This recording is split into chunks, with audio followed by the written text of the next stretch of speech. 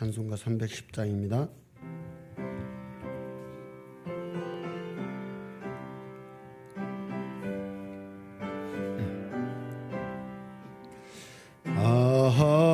하나님의 은혜로 있을 데 없는 자 왜 구속하여 주는지 난 알 수 없도다.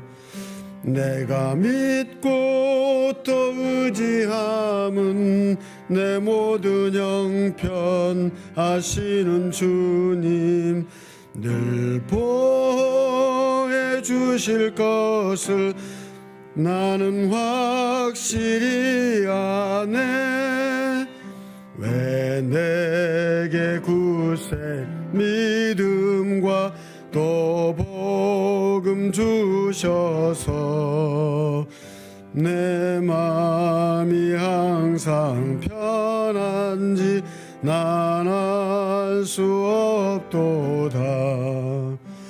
내가 믿고 또 의지함은 내 모든 형편 아시는 주님 늘 보호해 주실 것을 나는 확실히 아네. 왜 내게 성령 주셔서 내 마음 감동해 주 예수 믿게 하는지 난 알 수 없도다.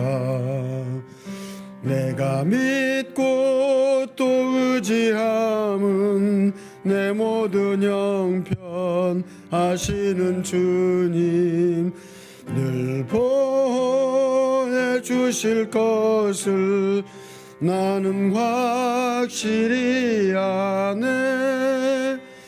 주 언제 강림하실지 혹밤에 혹낮에 또 주님 만날 그곳도 난 알 수 없도다. 내가 믿고 또 의지함은 내 모든 형편 아시는 주님 늘 보호해 주실 것을 나는 확실히 아네. 아멘. 전능하사 천지를 만드신 하나님 아버지를 내가 믿사오며 그 외아들 우리 주 예수 그리스도를 믿사오니 이는 성령으로 잉태하사 동정녀 마리아에게 나시고 본디오 빌라도에게 고난을 받으사 십자가에 못 박혀 죽으시고 장사한 지 사흘 만에 죽은 자 가운데에서 다시 살아나시며 하늘에 오르사 전능하신 하나님 우편에 앉아 계시다가 저리로서 산자와 죽은 자를 심판하러 오시리라. 성령을 믿사오며 거룩한 공예와 성도가 서로 교통하는 것과 죄를 사하여 주시는 것과 몸이 다시 사는 것과 영원히 사는 것을 믿사옵나이다. 아멘. 말씀 보겠습니다. 말씀은 창세기 47장 1절로 12절 말씀입니다.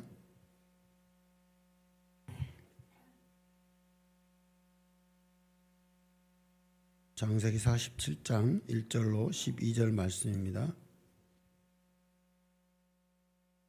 교독해 올리겠습니다. 요셉이 바로에게 가서 고하여 이르되 내 아버지와 내 형들과 그들의 양과 소와 모든 소유가 가나안 땅에서 와서 고센 땅에 있나이다 하고 그의 형들 중 5명을 택하여 바로에게 보이니 바로가 요셉의 형들에게 묻되 너희 생업이 무엇이냐? 그들이 바로에게 대답하되 종들은 목자이온데 우리와 선조가 다 그러하니이다 하고 그들이 또 바로에게 고하되 가나안 땅에 기근이 심하여 종들의 양떼를 칠 곳이 없기로 종들이 이곳에 거류하고자 왔사오니 원하건대 종들로 고센 땅에 살게 하소서. 바로가 요셉에게 말하여 이르되 내 아버지와 형들이 내게 왔은즉 애굽 땅이 내 앞에 있으니 땅의 좋은 곳에 내 아버지와 내 형들이 거주하게 하되 그들이 고센 땅에 거주하고 그들 중에 능력 있는 자가 있거든 그들로 내 가축을 관리하게 하라. 요셉이 자기 아버지 야곱을 인도하여 바로 앞에 서게 하니 야곱이 바로에게 축복하매 바로가 야곱에게 묻되 내 나이가 얼마냐. 야곱이 바로에게 아뢰되 내 나그네 길의 세월이 130년이니이다. 내 나이가 얼마 못 되니 우리 조상의 나그네 길의 연조에 미치지 못하나 험악한 세월을 보내었나이다 하고 야곱이 바로에게 축복하고 그 앞에서 나오니라.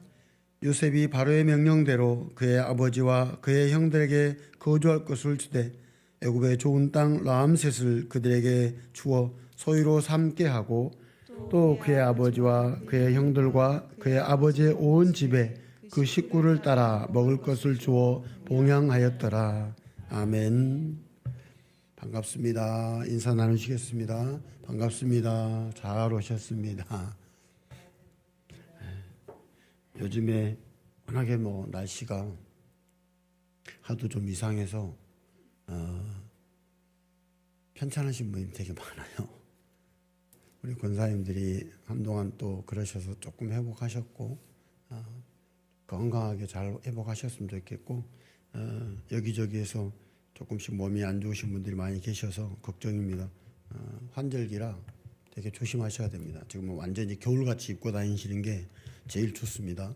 조금만 추위가 춥다 느끼시면 금방 몸에서 반응들이 오고 또 안 좋아집니다. 그래서 늘 건강에 유의하시기 바랍니다. 47장 1절로 12절 말씀을 오늘 보고 있습니다. 새로운 구속 드라마를 준비하시면서 하나님께서는 야곱의 가족을 애굽으로 인도하시고 또 거기에서 큰 민족을 이루게 하시려고 요셉을 미리 보냈다고 성경에 그렇게 기록되어 있습니다.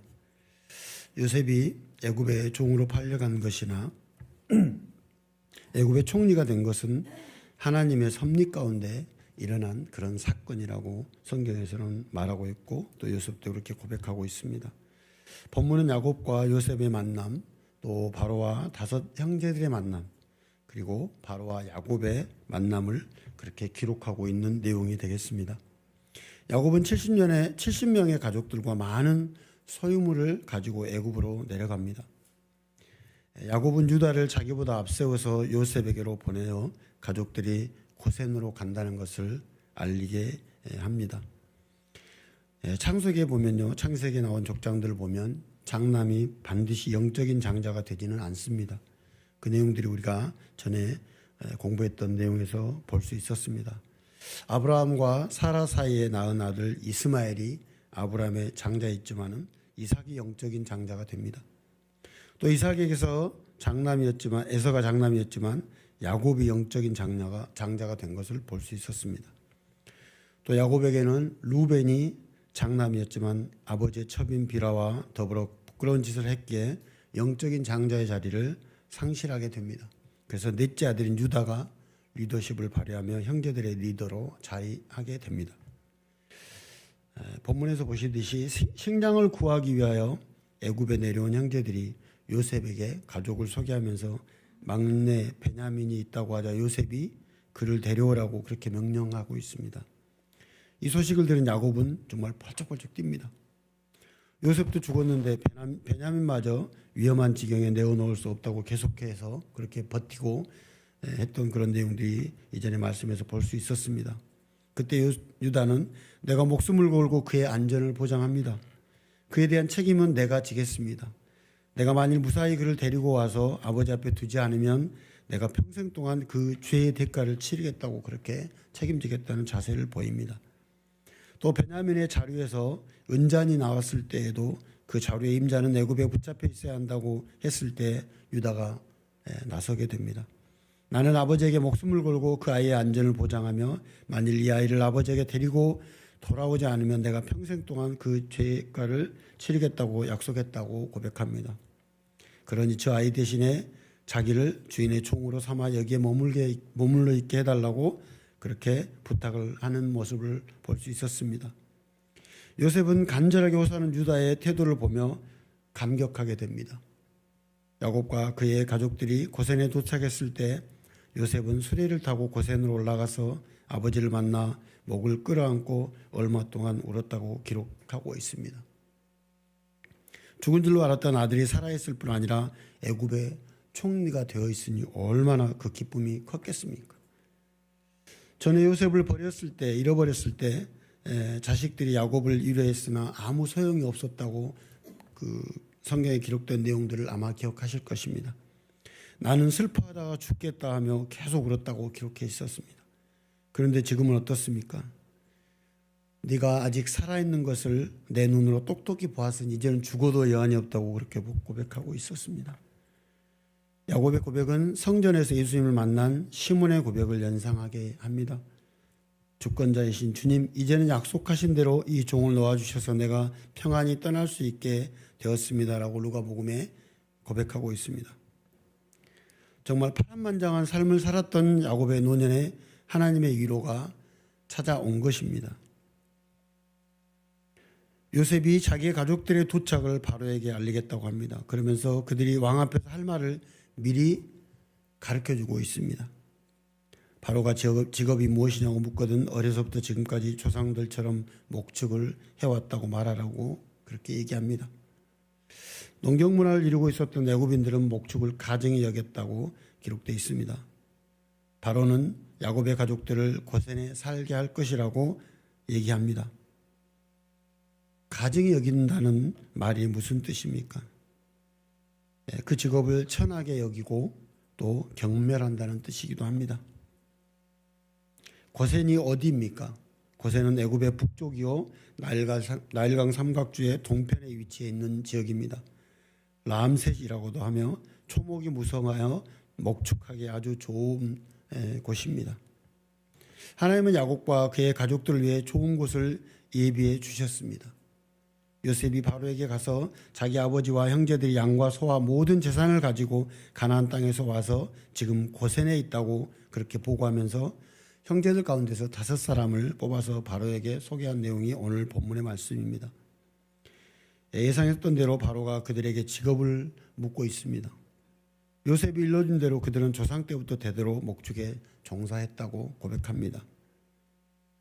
가나안 땅에는 기근이 심하여 우리 짐승을 기를 목초지가 없으므로 우리가 이곳에 잠시 살려고 왔다고 하면서 고센 땅에 살게 해달라고 공손하게 부탁을 하고 있습니다. 가나안의 기근을 피하여 잠깐만 애굽에 살려고 왔음을 그렇게 강조하고 있는 내용입니다. 바로는 요셉에게 명하여 야곱과 그 가족들을 람셋에 살도록 승낙합니다. 그곳이 바로 고센입니다. 보다 큰 그림으로 볼 때 이스라엘을 애굽으로 불러와 큰 민족을 이루게 하시려는 하나님의 섭리가 그 안에 숨겨져 있습니다. 바로에게 형들을 소개한 요셉은 이어 아버지 야곱을 바로에게로 데리고 갑니다. 그런데 야곱은 절대 권력을 가진 그 바로 왕 앞에서 전혀 주눅들지 않습니다. 그 앞에 서자마자 바로를 축복하는 내용이 오늘 본문에 나와 있습니다. 하나님의 백성이라는 자부심이 야곱으로 하여금 담대하게 그렇게 행동하게 하고 있다는 겁니다. 바로에게 야곱은 자신을 험악한 삶을 산 나그네라고 그렇게 소개하고 있습니다. 연세가 얼마냐고 묻는 바로에게 야곱은 자신의 생애와 그의 조상들의 생애를 나그네 길이라고 그렇게 묘사하고 있는 내용이 있습니다. 그리고 자기는 조상들의 생애에 비하여 길지는 않지만 험악한 세월을 보냈다고 그렇게 고백합니다. 그도 그럴 것이 아브라함이 175세를 살았고요. 또 이삭은 180세를 살았습니다. 이삭이 족장들 중에 제일 오래 살았지만 가장 평범한 삶을 살았던 사람 중에 하나가 이삭입니다. 특별한 사건이 그 생에 없었기 때문에 창세기를 보면 그에 대해서 기록한 부분이 가장 짧습니다. 근데 야곱에 관한 에피소드는 매우 많습니다. 130년이라는 세월을 짧고 험악한 나그네 삶으로 표현한 것은 인생을 부정적으로 본 그런 내용이 아니라 짧게 느껴지는 인생을 살면서 한 곳에 정착하지 못하고 여러 곳을 다니며 수많은 고난을 겪었다는 그런 의미일 것입니다. 야곱이 우리가 보기에 어떤 삶을 살았습니까? 이름대로 속이는 자 야곱은 태어날 때부터 형 에서의 발꿈치를 붙잡고 나왔을 정도로 적극적이었습니다. 목표를 이루기 위하여 수단과 방법을 가리지 않는 그런 사람이었습니다. 장자의 직분을 사모함으로 또 그것을 속임수로 얻으려고도 하였습니다. 눈이 보이지 않는 아버지를 속이고 배고파하는 형을 속여서 아버지의 축복을 받아내기까지 한 사람입니다. 그때 분노한 에서가 겁이 나서 그 에서를 피해서 야곱은 브엘세바를 떠나 외삼촌 라반이 있는 곳으로 갑니다. 그곳에서 20년 동안 종살이를 했습니다. 정말 쉽지 않은 삶이었습니다. 나중에 또 외삼촌 라반과 헤어질 때 야곱이 한 말이 있습니다. 내가 외삼촌의 집에 20년 동안 있으면서 외삼촌의 두 딸을 위해 14년을 일하고 또 외삼촌의 양떼를 위해서 6년을 일했습니다. 그런데도 외삼촌은 내 품삯을 10번이나 변경하셨다고 고백합니다. 만일 내 할아버지 아브라함의 하나님, 곧 내 아버지 이삭이 두려워하는 하나님이 나와 함께 계시지 않았더라면 분명히 외삼촌께서 나를 빈손으로 돌려보냈을 것이라고 창세기 31장에는 기록하고 있습니다. 라반을 떠나 고향으로 돌아오는데요. 형 에서를 인해서 불안한 그런 시간을 가집니다. 에서가 400명을 몰고 자기에게 달려온다는 소식을 듣고 가슴이 철렁했었습니다. 창세기 34장을 보면 하나님께 서원한 대로 베델로 바로 가지 않고 세겜성에서 머뭇거립니다. 그러다가 자녀들에게 문제가 생기는 내용들을 우리가 기억할 것입니다. 그의 딸 디나가 세겜 성읍에 놀러 갔다가 추장아들의 요구를 당합니다. 야곱의 아들들은 세겜성 남자들을 속여서 할례를 행하게 하고 할례한 지 3일이 돼서 고통스러울 때 시몬과 레이는 세겜성 남자들을 다 죽입니다. 야곱의 다른 아들들은 세겜성에 가서 모든 재물을 약탈하고 부녀자들을 사로잡았습니다. 그 사건으로 인하여서 야곱을 다시 한번 불안에 떨게 합니다. 또 그 후에 사랑하는 아내 라헬은 베냐민을 낳다가 죽습니다. 라헬에게서 낳은 요셉이 얼마 안 되어 또 행방불명이 되어서 마음고생을 한 내용도 우리가 기억합니다. 그런데 야곱은 이렇듯 수많은 환난을 겪으면서도 그 환난을 겪으면서 조금씩 믿음의 사람으로 그렇게 변해가는 것들을 저희가 성경에서 봤습니다.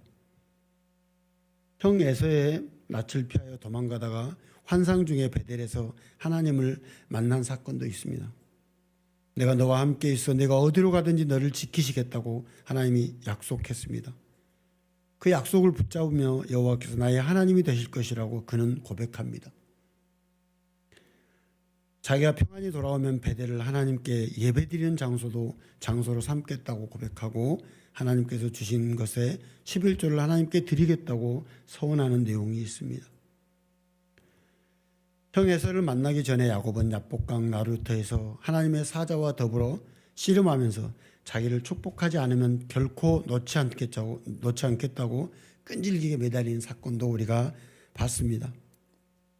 그렇게 야곱은 기도하는 사람이 되어가고 있습니다. 그렇지만 그가 얻은 이스라엘이란 이름만큼 신앙적으로 살지는 못했던 것 같습니다. 베델에서 하나님을 만난 야곱은 신앙을 다시 한번 또 새롭게 합니다. 야곱은 130세가 되어 가나안을 떠나 애굽으로 가면서 하나님께 단을 쌓았습니다. 그러고 하나님의 뜻을 묻습니다. 야곱의 삶을 보면요, 야곱이 먼저 하나님께 나왔다기보다는 하나님이 그에게 찾아오셨다는 편이 맞는 내용인 것 같습니다. 야곱의 수많은 부족함에도 불구하고 그 끈질긴 사랑으로 야곱을 하나님께서 붙드셨기에 야곱은 믿음의 사람이 됐습니다. 다른 사람에게 축복하는 사람이 되었던 것입니다. 아직도 중근동 지방에 기근이 심한 그런 상황에 놓여 있습니다. 그러나 야곱의 가족은 기근 중에도 하나님의 풍성함을 그렇게 지금 경험하고 있는 것입니다.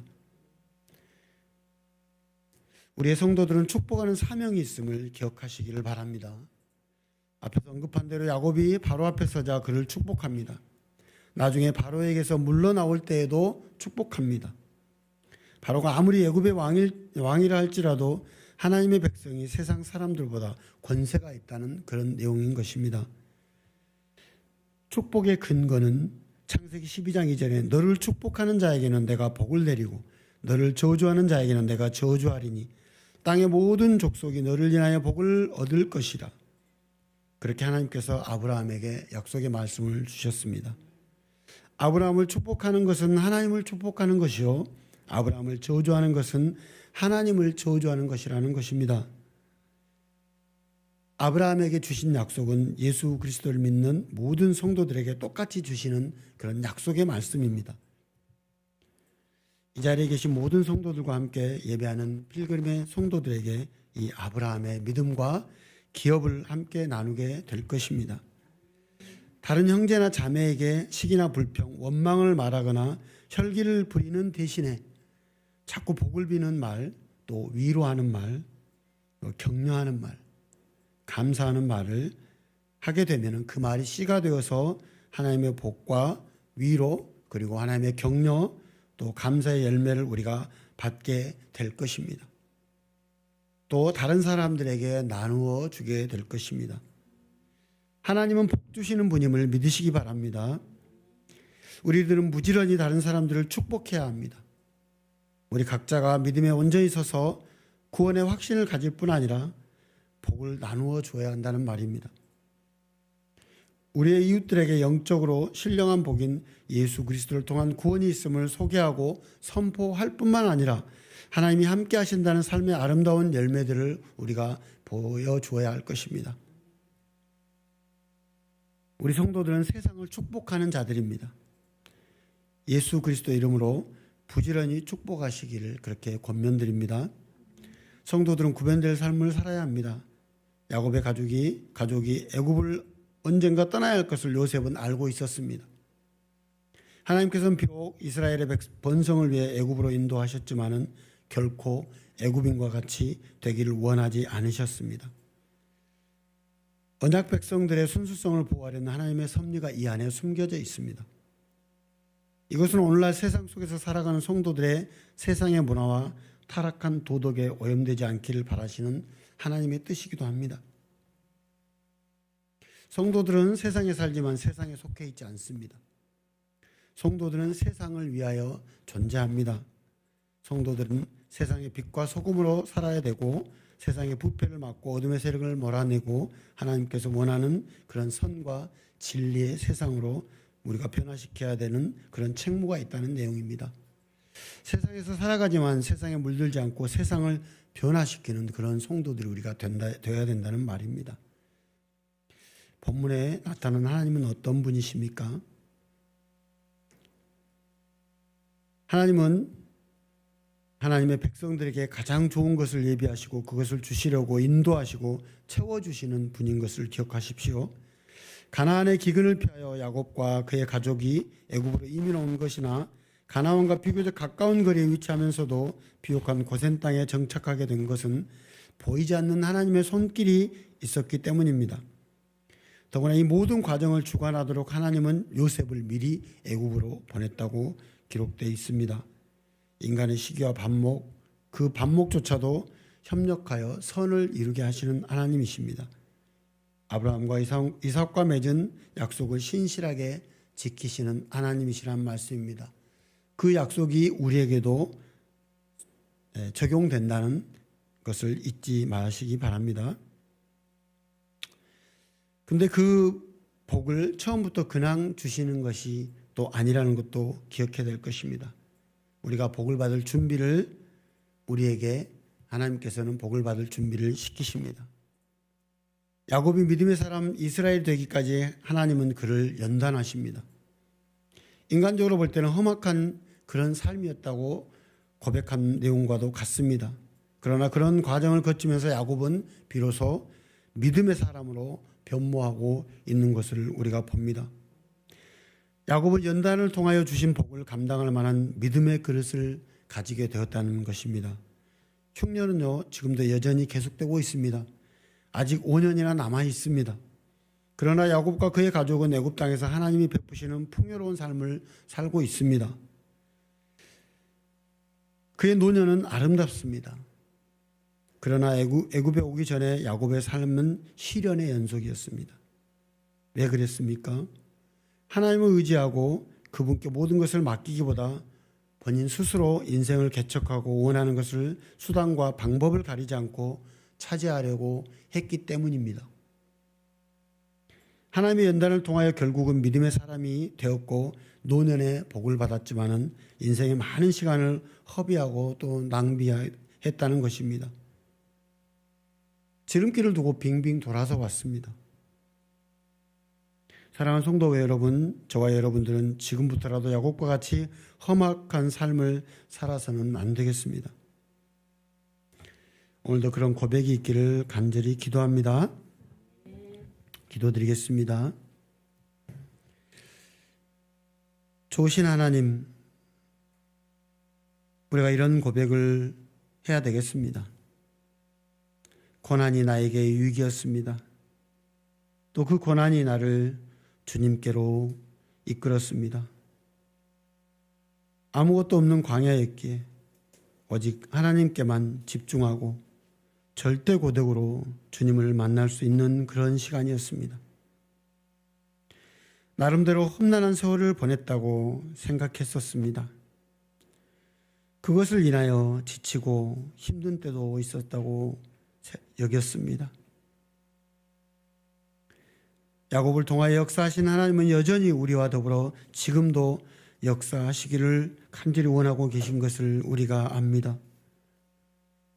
야곱의 노년을 복주신 하나님, 우리의 생애에도 간섭하시고 귀한 것, 아름다운 것으로 채워가기를 원합니다. 또 그렇게 응원하고 계신 주님을 우리가 믿습니다. 고난당한 것이 나에게 유익이라 이로 인하여 내가 주의 율례를 배우게 되었나이라라고 고백했던 시편 기자와 같이 오늘 하루 우리의 삶에서도 이 고백이 하루 종일 우리의 입술에 고백되게 하여 주시옵소서. 사랑하는 성도들의 삶을 오늘 하루 동안에 꽃피는 아름다운 삶이 되게 하여 주시고 축복의 열매로 하나님의 동행하시는 평안함으로 형통케 하여 주시옵소서. 예수 그리스도의 이름으로 감사하며 기도합나이다. 아멘. 주기도를 마치겠습니다. 하늘에 계신 우리 아버지여, 이름이 거룩히 여김을 받으시오며 나라의 임하옵시며 뜻이 하늘에서 이룬 것 같이 땅에서도 이루어지이다. 오늘날 우리에게 일용할 양식을 주옵시고 우리가 우리에게 죄 지은 자를 사하여 준 것 같이 우리의 죄를 사하여 주옵시고 우리를 시험에 들게 하지 마옵시고 다만 악에서 구하옵소서. 대개 나라와 권세와 영광이 아버지께 영원히 있사옵나이다. 아멘.